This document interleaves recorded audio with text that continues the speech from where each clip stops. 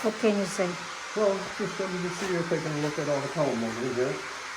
We did this yesterday. I'll show you what we did yesterday. So you can see how much work two craftsmen can get done in a day. So we started off with the crown up here yesterday. Then we came into this room. We crowned that. Then we came in here. We got this crown done. Then we came in here. Now this is a two-piece crown. We got this one, this bay done.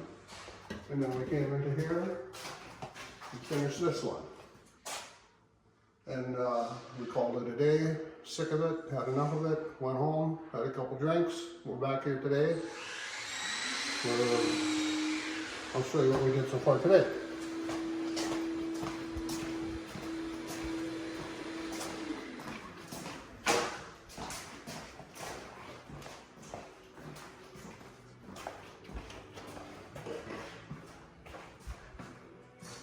So today we started off in here. We got this two-piece crown done all the way around this room.